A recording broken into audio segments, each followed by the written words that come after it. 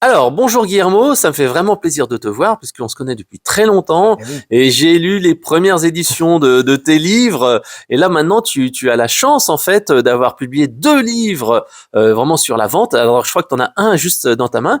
Donc il y avait eu CO Consigne et maintenant c'est Question pour un champion de la vente. Alors ouais. Alors dis-nous un petit peu qui tu es et pourquoi tu as écrit ces livres. Alors, écoute, merci Fred. Déjà, je suis très content d'être là avec toi aujourd'hui à Levallois. Et qui je suis? Je suis Guillermo donc Di Bisotto. Je suis auteur de livres en développement personnel et professionnel, puisque je mixe les deux disciplines. Je suis maître praticien en PNL et ainsi de suite. Bon, c'est pas grave. Je me définis pas par les certifications ou ce genre de choses. Mais, ce qui me plaît, c'est de tout simplement, alors j'ai ce doux rêve qui est de redorer les lettres de noblesse de la vente et du marketing. Alors ça va prendre toute une vie, voire plus, évidemment, mais je n'aime pas je n'aime pas la vente qui manipule, je n'aime pas le marketing qui spam et je n'aime pas le management qui broie. Voilà, ça c'est ça qui va me définir.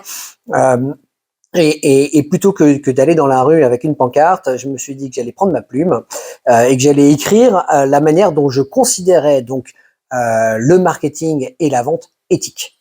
Voilà. Comment voilà. Et donc je me suis intéressé à tellement de notions. Déjà 7 livres, bien sûr. J'ai la chance, l'immense honneur. C'est pas une question de chance. Ce n'est pas de la chance.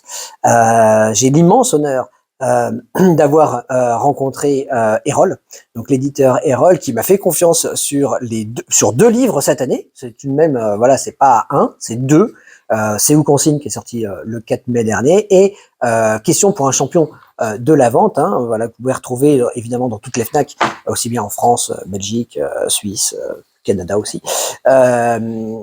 Donc voilà, donc ces 2 livres.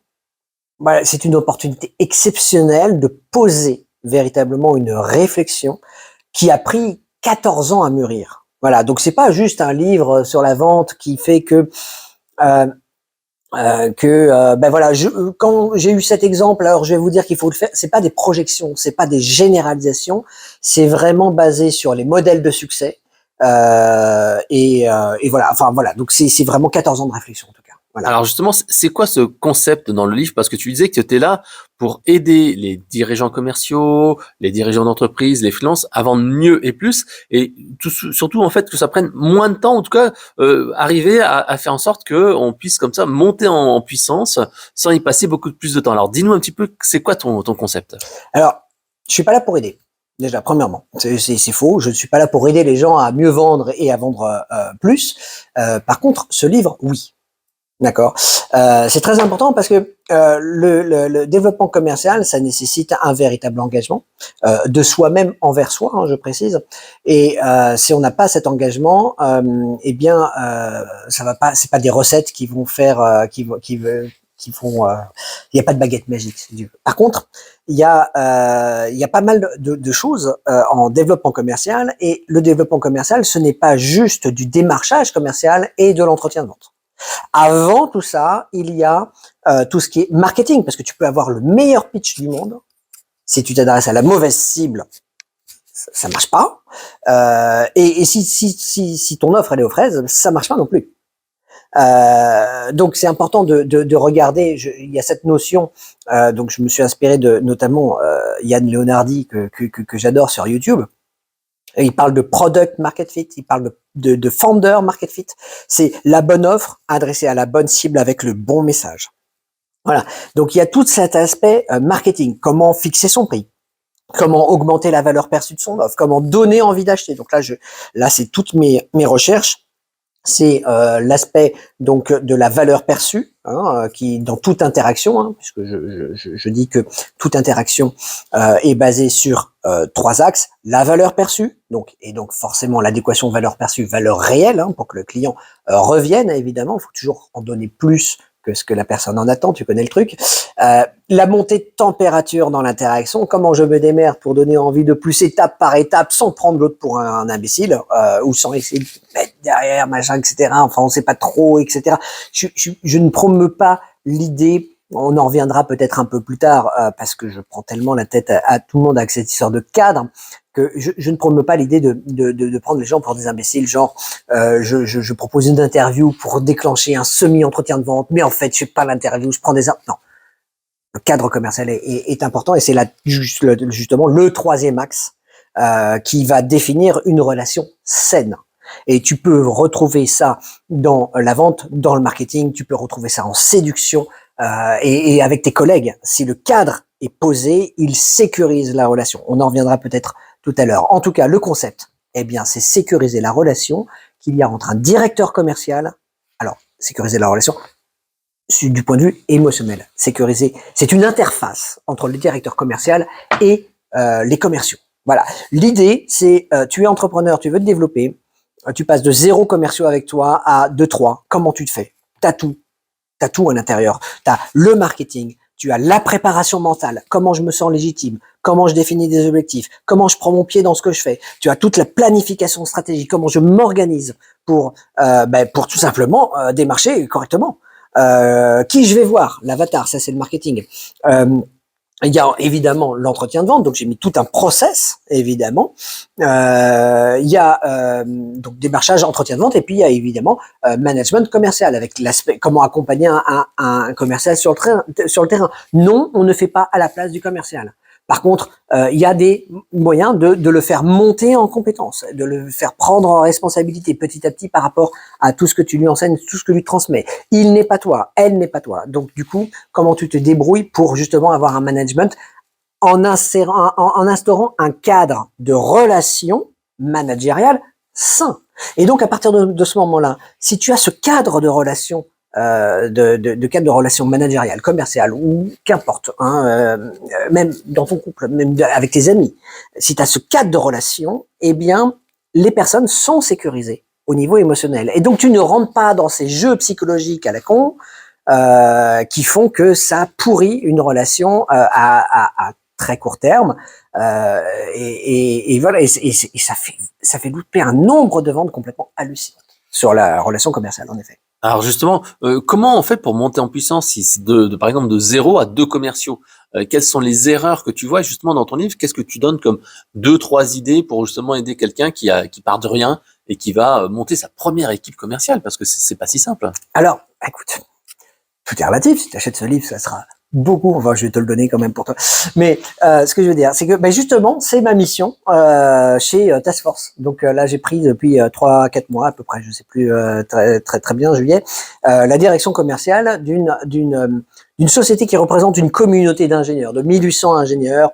Tout ce qui est donc Task Force s'occupe. Voilà, c'est le nom, c'est Task Force, et on s'occupe d'ingénieurs donc en Salesforce, donc tout ce qui est senior business analyst, tout ce qui est technico-fonctionnel, développeur, ou bien développeur logiciel avec évidemment tout domaine enfin tout langage de programmation, mais aussi tout ce qui est infra-cloud. Voilà. J'ai passé 2 mois et demi, 2 mois, vraiment, à poser, à structurer, à écrire la vision et tous les process, à réfléchir à toutes les stratégies. J'en ai 5. Pour l'instant, j'en ai 5 pour l'instant. Voilà, 5 stratégies qui ont soit par exemple j'ai la stratégie du salon Cloud Expo. Donc je ne prends pas de stand là-bas, bien sûr. Par contre, je tiens à poser un cadre de relation clair, sain, avec ces personnes que je vais rencontrer petit à petit sur chacun de leurs stands. Eh ben, comment tu poses un cadre de relation? Tu t'aperçois que eux, ils ont pris un stand parce qu'ils ont une solution à vendre. Donc, à partir du moment où ils savent que tu vas venir, ils vont tout ça. Tu vas pouvoir leur dire, écoutez, voilà, je vous ai joint par LinkedIn, je vous ai joint par téléphone. Salut, bonjour, c'est Guillermo. Voilà, je prends un quart d'heure de votre temps, je vous fais ma démo. Est-ce que vous avez un quart d'heure? Est-ce qu'un tel est là? Je l'ai contacté par LinkedIn et ainsi de suite. Il y a un vrai scénario d'approche. Il n'y a pas de genre, Ouais, j'arrive Voilà. sur le stand. Sans- Bonjour, c'est moi, coucou. Coucou, voilà, Est-ce que t'as vous cherchez pris- pas des voilà. développeurs, non, ça marche pas parce que c'est pas les bonnes personnes. C'est Ils pas les bonnes t'attendent pas, personnes. tu les emmerdes. Exactement, exactement. Par contre, en effet, eh bien, alors si j'ai eu la personne, très bien. Si j'ai eu une personne qui a dit au directeur avant-vente, tiens, il y a Guillermo qui va passer, j'aimerais bien que tu prennes les informations pour moi, ce serait intéressant, eh bien la personne va m'attendre. Je prends un quart d'heure, hein, c'est vraiment, j'ai mon truc, ma démo, elle tourne directement. En 10 minutes, je te trouve 6 ingénieurs. Voilà, tu peux télécharger les CV, c'est anonyme.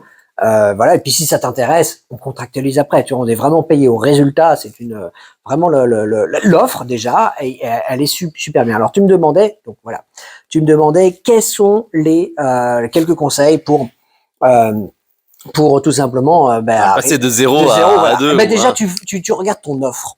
Déjà, ton offre, tu dois pas être la seule personne à avoir envie de l'acheter. C'est aussi simple que ça. Intéresse-toi au quotidien des personnes à qui tu t'adresses et pas à ton offre. Ton offre, tu t'en fous.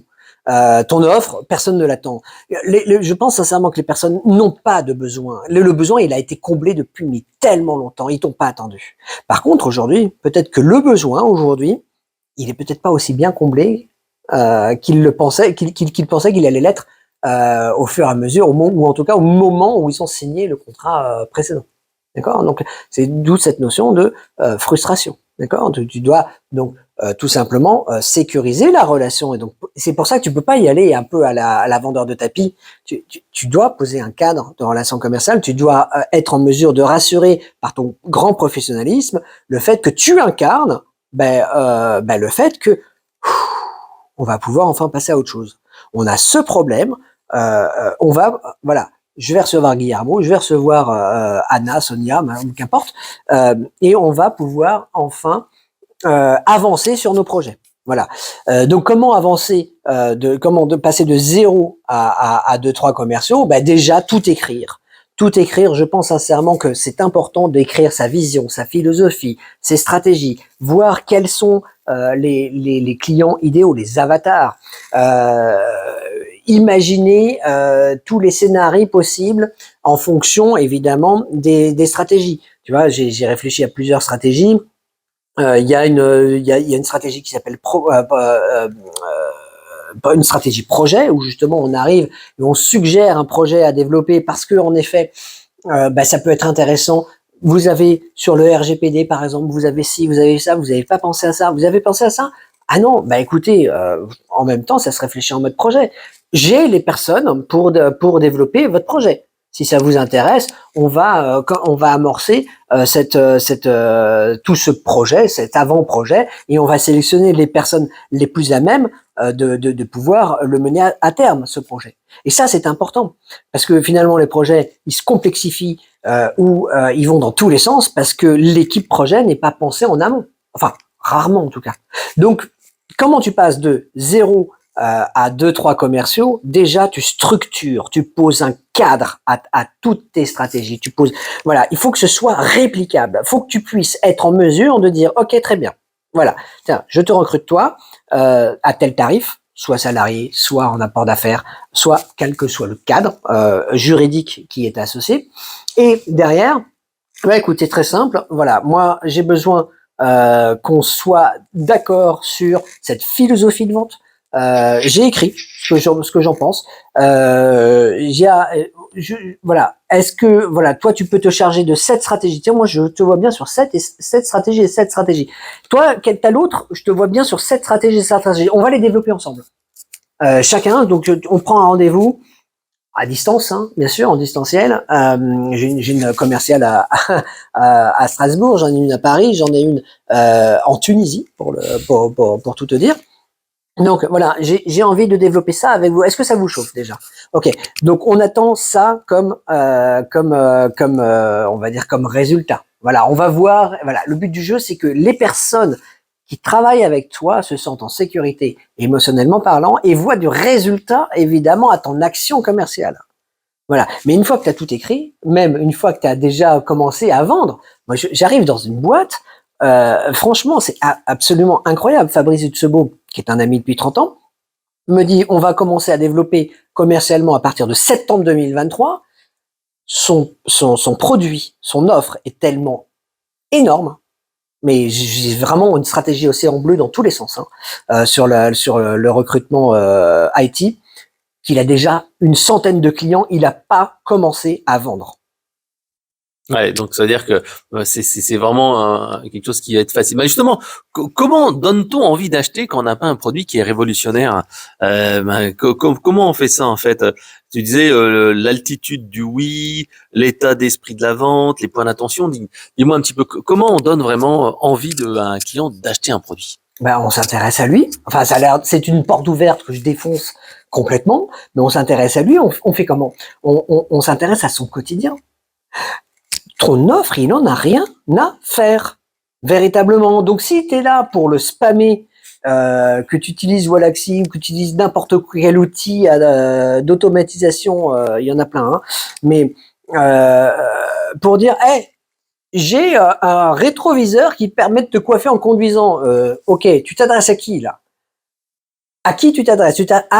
Tu penses que tous tes contacts vont être intéressés par ça? Non, reviens un petit peu sur la réflexion autour de ton offre. D'abord, vois si ça peut améliorer le quotidien des personnes à qui tu t'adresses. Voilà, vois si ça peut leur soulager leur frustration sur un périmètre donné. Déjà, ça c'est le premier point. Et en effet, enfin moi j'aime pas le pain point, le point de douleur. Il y a des points de douleur, mais j'appelle ça plutôt des points de frustration parce que on fait très très vite le lien entre point de douleur et appuyer sur la douleur. Non, t'es pas là pour l'insécuriser, le gars, ton interlocuteur ou ton interlocutrice. T'es là pour la soulager.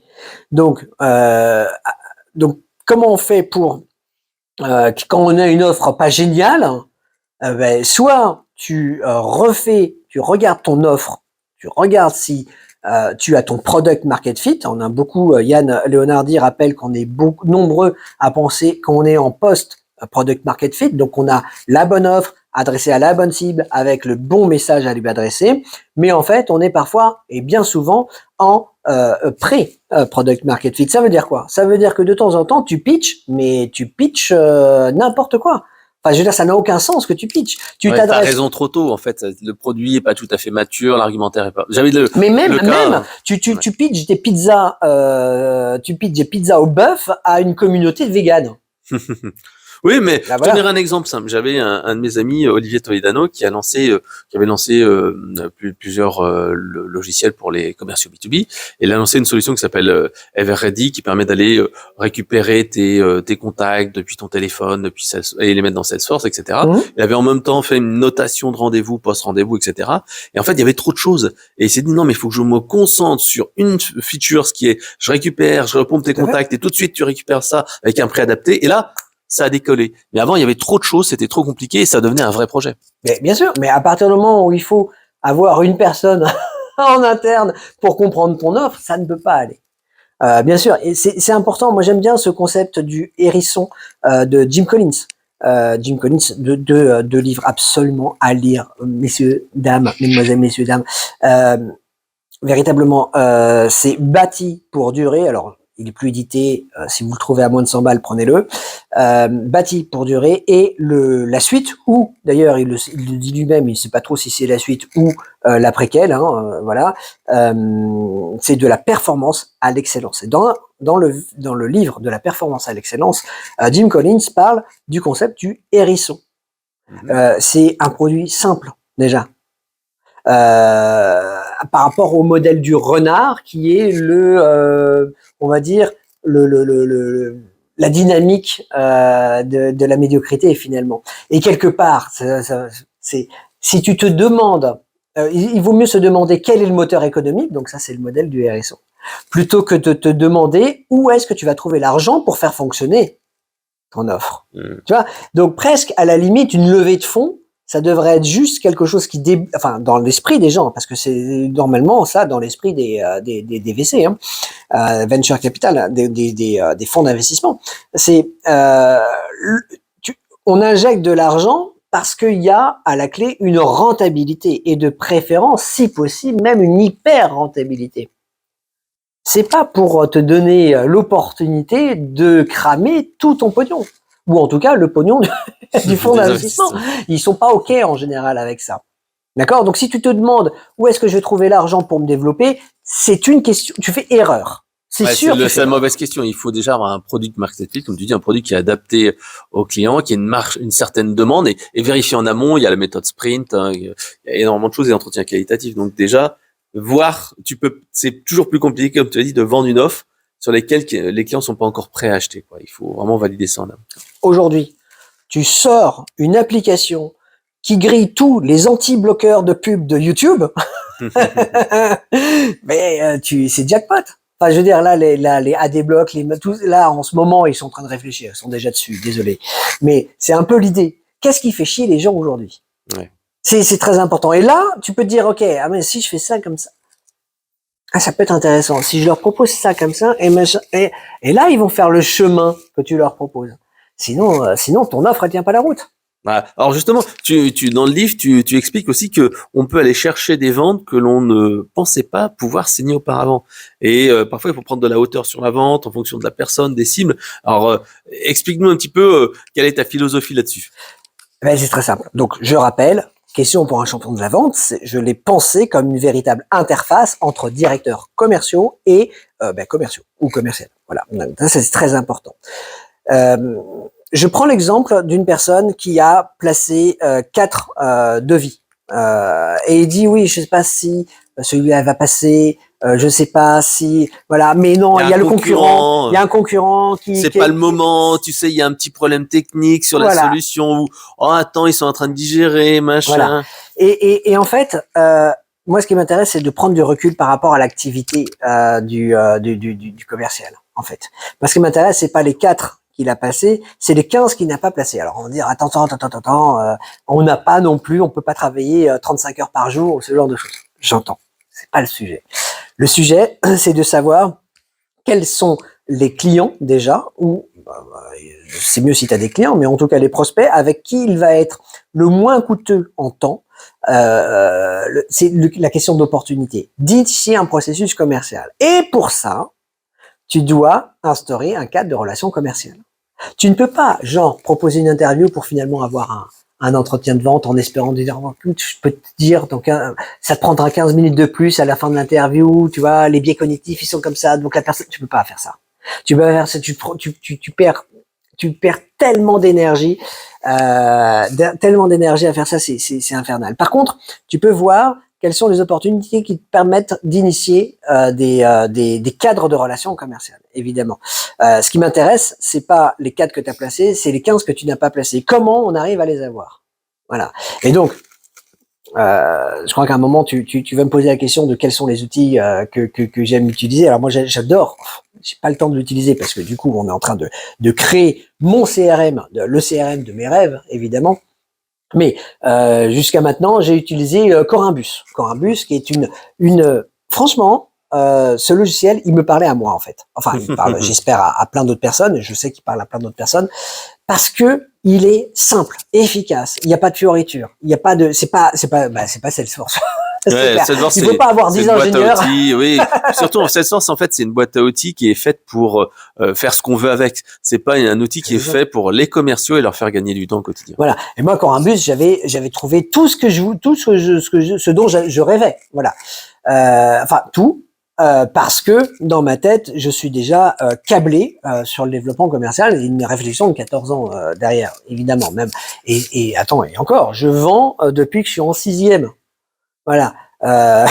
Donc j'ai toujours vendu et je me rappelle, je faisais partie des premières personnes en France à avoir un graveur de CD double vitesse à tiroir pour éviter que le CD s'éjecte et te coupe la tête au passage. Mais j'ai toujours vendu. À l'époque, il n'y avait pas de loi anti-piratage, donc tout allait bien. Donc c'est un scoop, mais tout va bien. J'ai acheté les licences, tout va bien. Mais ce que je veux te dire, c'est que pour un commercial, moi j'ai besoin de savoir combien de personnes il a appelé, combien de personnes sur lesquelles il a eu le répondeur, s'il a laissé un message répondeur, et combien derrière de ces personnes l'ont rappelé. Parce que savoir, est-ce que le message répondeur est bon? Est-ce qu'il donne envie de rappeler?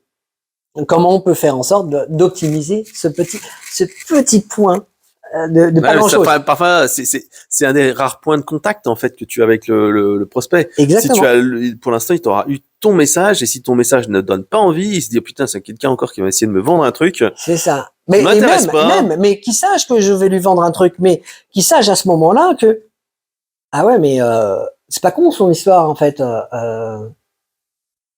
Ah, c'est vrai, merde. C'est vrai que mes cabinets de recrutement, là, par lesquels, là, je parle du sujet de ta source, mais les cabinets de recrutement que je prends, ils prennent ça et ça, et bah, j'ai pas toujours les profils que je veux.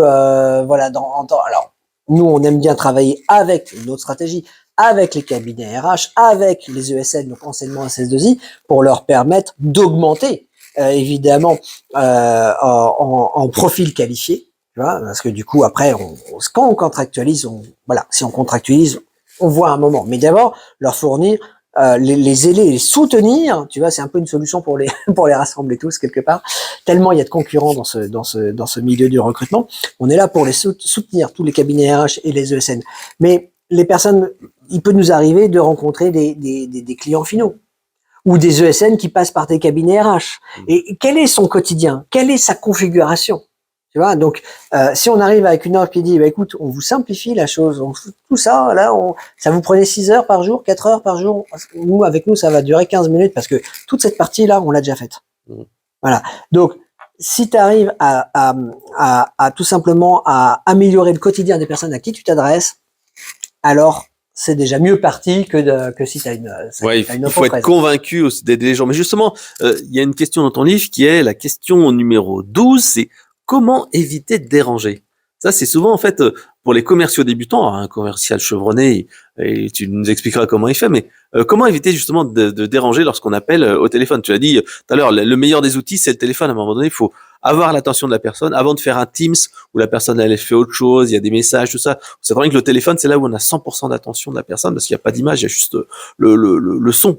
Donc alors, dis-nous un petit peu comment on évite de déranger un prospect au téléphone et comment on ose l'appeler. Alors, encore une fois, pose un cas de relation commerciale. Le but du jeu, par échange LinkedIn, c'est que le but du jeu, c'est d'obtenir un call. Tu vois, juste, je vous pitch, franchement, je vous prends 10 minutes.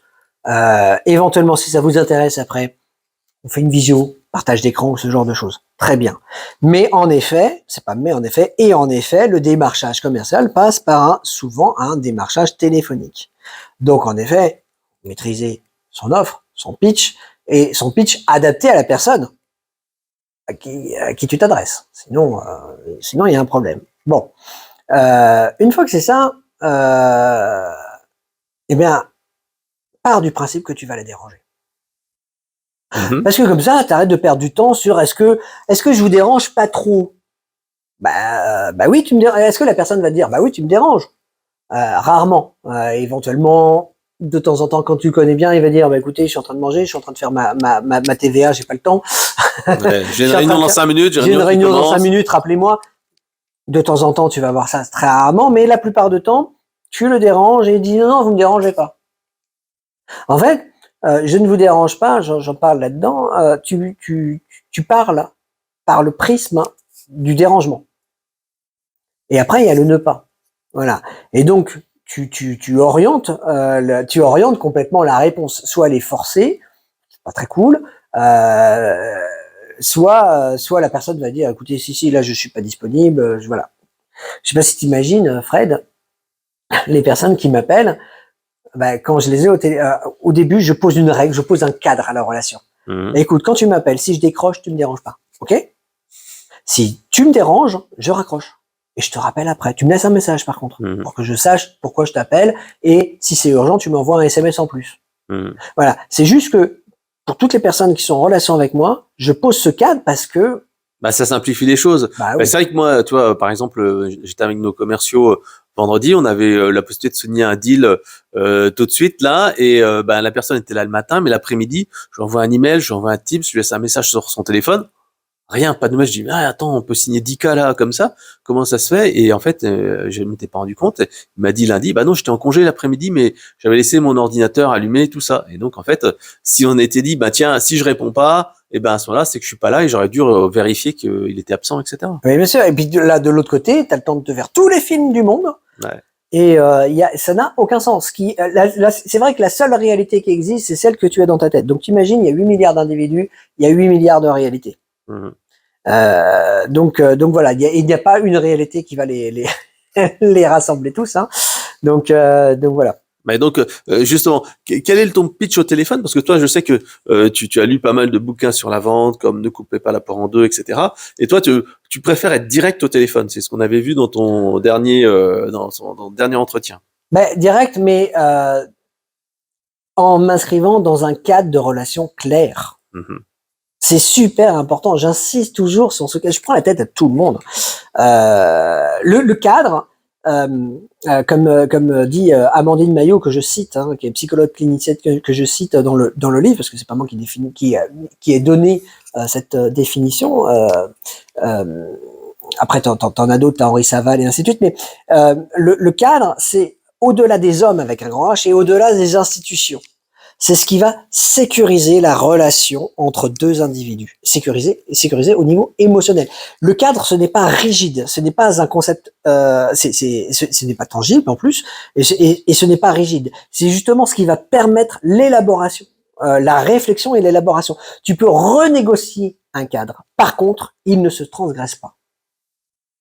Ça, c'est super important. Quand tu proposes une interview, en loose des genres, je vais peut-être je vais quand même essayer de lui parler de mon produit quand même. Hein, voilà. Bah tu transgresses.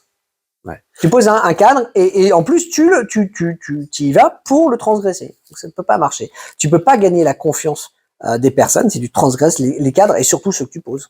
D'accord. Et donc pour toi, est-ce que je vous dérange quand tu es au téléphone? Tu dis, est-ce que vous avez 5 minutes à m'accorder? Quel est en fait ton pitch commercial lorsque tu fais de l'appel de prospection? Je dirais pas dans le dur, mais un tiède. Est-ce que tu dis, voilà, j'en ai pour 30 secondes pour vous présenter mon offre? Est-ce que vous auriez 10 minutes à m'accorder? 5 minutes? Alors ça, je l'ai déjà posé souvent sur LinkedIn. Et par contre, si je dis, voilà, franchement, en 10 minutes, c'est plié, ça fait partie du cadre.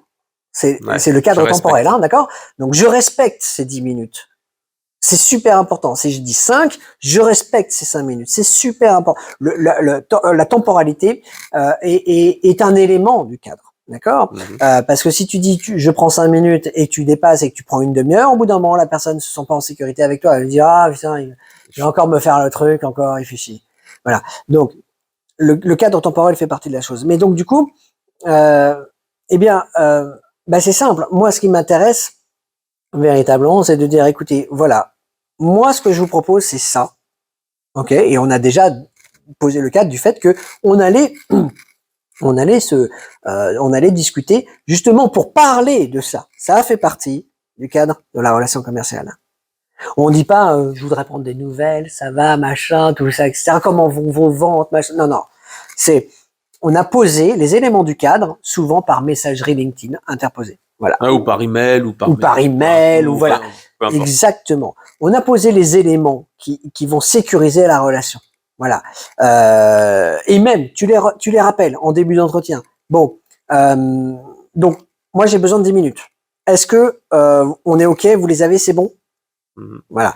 Et je peux t'assurer que dans le cerveau, quand tu dis à voix haute, ça va prendre 10 minutes, ton cerveau, il te connecte avec tes ressources pour que justement ça te prenne 9 minutes 40. D'accord? Très rapidement en tout cas. Peut-être au début ça va être un peu touchy, mais, ouais, mais tu très rapidement. C'est comme pour moi quand je fais des calls de qualification pour des témoignages, des vidéos et tout ça. On se prend, je sais que c'est une demi-heure 45 minutes et je sais, hop, aller à 3-4 minutes près, on rentre dans le cadre. Et s'il faut, on raccourcit, regarde. Et les gens, ils te remercient, ils disent, ah ouais, merci, on a dépassé 10 minutes. Même avec des copains, des copines, des amis, tout ça, etc., tu poses pas le cadre.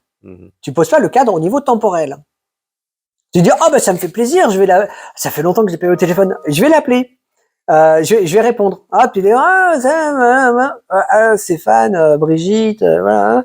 Et là, tu te dis, merde, mais attends, mais j'ai quand même du taf, en fait. Il faut que j'avance, moi. Et la personne, elle est partie dans un truc. Tu peux pas l'arrêter, tu peux pas l'arrêter. Et au bout d'un moment, tu te dis, écoute, excuse-moi, si tu veux, on se rappelle plus tard, parce que là, je te l'ai pas dit. Alors, tu peux reposer un cadre. Je te l'ai pas dit, mais c'est vrai que j'ai pas mal de taf. Mais du coup, ça crée une frustration chez l'autre. Elle était en train de te donner un truc, et puis il y a des sujets que tu peux pas interrompre. Tu sais, bon, mon animal est mort, tu vois. Enfin, tu vas pas dire, écoute, désolé, mais j'ai des condoléances pour le petit Choupi, ouais, condoléances, voilà. et puis on se voit la semaine prochaine. Hein, voilà, donc tu peux. Il y a des choses, tu vois.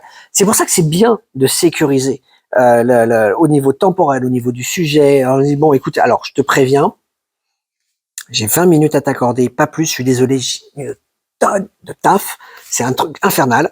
Mais oui, bien sûr. Par contre, je prends la pause avec toi pendant 20 minutes et je t'accorde ce temps avec toi. Je suis pas en train de travailler. Voilà. Et je t'accorde ce temps-là. Voilà. Et donc, on est sécurisés tous les deux et on sait que ça doit pas durer plus de 20 minutes. Enfin, dans ce cadre-là, évidemment. Alors, dans ton livre, il y a une question, c'est la question numéro 17, si je me souviens bien, c'est comment être perçu comme la meilleure option par rapport au choix de ne rien faire, par rapport aux concurrents, etc. Eh bien, déjà, il n'y a pas que deux options. Il n'y a pas que toi et ton concurrent. Il y a aussi l'option de ne rien faire ou de faire avec des bouts de ficelle. Je me rappelle quand j'étais tout un peu plus jeune, hein, ça remonte à jeune commercial. Bref, déjà je réfléchissais, j'écrivais déjà. J'avais écrit Révélation fracassante sur 4 objections classiques, mais pour le moins insidieuses. J'adore les titres très très longs. J'en ai vendu un certain nombre à ce moment-là, et je démarche donc une association qui organise des salons de recrutement, là déjà, je cherchais, le milieu m'intéressait, de recrutement, place de la Concorde, enfin, des trucs énormes. Et la personne me dit, donc je démarchais avec ce bouquin de 40 pages, hein, donc qui est devenu d'ailleurs très récemment, c'est aux consignes, hein, clairement, qui est sorti le 4 mai là, du coup. Et le directeur commercial me dit, enfin qui était le directeur associé même. Il me dit, vous êtes bien gentil, enfin il me dit pas comme ça, mais presque, vous êtes bien gentil, monsieur Di Bisato, mais on est une association, on n'a pas le budget pour recruter une danseuse étoile. Voilà. Donc j'avais fait une propale de 10 pages avec une garantie en fonction des objectifs, en fonction de ça, tout ça, etc. et tout. Manifestement, je m'étais trompé d'avatar. Bah oui, il avait pas le budget. Il avait pas le budget. Enfin, j'y allais vraiment au casse-pipe. Je dis tiens, j'ai un contact, ça m'intéresse de bosser pour vous. Je vais faire ci, je vais faire ça. Bon, sauf que non. Et pourtant, mon offre, elle tient la route. Hein, elle tient la route depuis un petit bout de temps. Mais elle manquait peut-être éventuellement à l'époque de consistance. Elle manquait de ce côté tangible, véritablement. Et puis, j'arrive quand même avec une autre manière, une autre philosophie. Donc à l'époque, j'étais plus dans une phase d'évangélisation. Mais bref, je reviens 5 ou 6 ans plus tôt. Ou comment être la meilleure option, puisque c'est ta question. Ben, je travaillais pour le cabinet, la société d'assurance Solutia Protection Juridique, qui est devenue d'ailleurs aujourd'hui tellement c'est bien que 15 ans plus tard, à Task Force, ben, je dis attends, on prend le cabinet, l'assurance Solutia parce que en effet, ça va nous valider les trucs. Et alors que sur 20 appels tous les lundis, je t'assure, je posais 14 rendez-vous. 12 à 14, pour être très honnête. Mais alors tu me dis, mais c'est énorme. C'est énorme. Et en fait, c'est normal. Parce que je me suis posé juste 2 questions à ce moment-là. J'ai mis une tonne de temps pour comprendre que je me posais ces 2 questions de manière totalement automatique. C'est quelle est la personne la plus emmerdée par la problématique que je propose de résoudre? Ouais. Ok. C'est quoi la problématique que je propose de résoudre? Ah, je paye l'avocat. Bon, alors qui a envie que je paye un avocat? Le gars qui est en procès? Ah ouais, c'est pas con. Ok, donc j'allais au tribunal des prud'hommes, je regardais et je les appelais tous, hein, tous les matins, je faisais mon fichier. Au début, c'était ça tous les matins, au début. Puis au bout d'un moment, il y avait tellement de rendez-vous et les personnes me rappelaient. Ouais. Tout de suite, le message répondeur, bah écoutez, pas de problème, vous m'avez appelé, bon.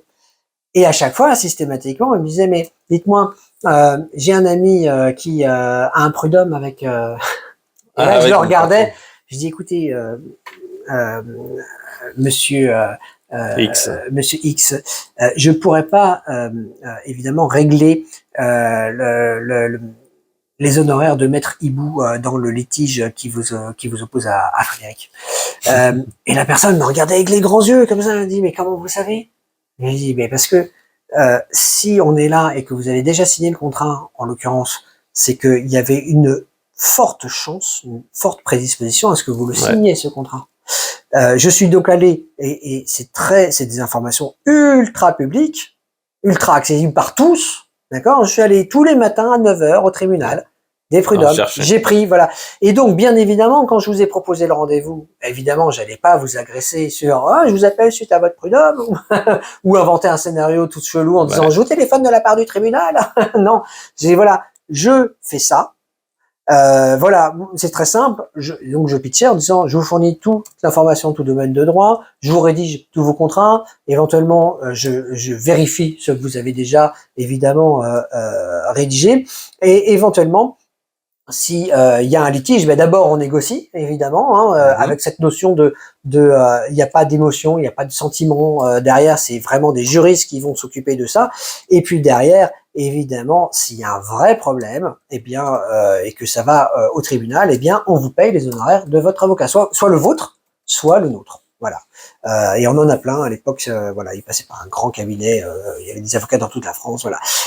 Ben, tu déranges personne à ce moment-là. T'as la bonne personne. T'as la bonne personne, et à la base c'était pour 80 balles, enfin 70 balles, 80 balles, aujourd'hui c'est 100 balles, mais pour 100 balles par mois, t'as en effet, t'as toutes ces garanties, et franchement tu prends plus aucun risque, donc bien sûr t'es la meilleure option, parce que tu réponds à sa problématique de l'instant. D'accord. Alors justement, si on veut en savoir plus, on va où? Tu m'as dit qu'on retrouvait ton livre dans toutes les Fnac et bibliothèques de qualité dans toute la France, c'est ça? Ah oui, bien sûr, bien sûr. Alors après, soit c'est en rayon parce que je fais de mon mieux pour faire un battage le plus médiatique possible, déjà avec toi, et je te remercie de m'avoir invité. Puis voilà, j'essaie de faire des interventions, j'essaie de faire un petit peu d'aller voir. Je vais voir mes meilleurs représentants qui aujourd'hui, à mon sens, sont les vendeurs Fnac, que je remercie infiniment d'exposer mon livre tel qu'ils l'ont fait, évidemment, malgré le peu de place qu'ils avaient. Voilà, vous pouvez le commander sur la Fnac, vous pouvez aller le chercher à votre Fnac et le préco, vous pouvez l'acheter partout, votre librairie aussi. S'il n'est pas sur les étals, c'est pas grave, il se commande. Bah, merci Guillermo. Avec plaisir Fred, et à très bientôt.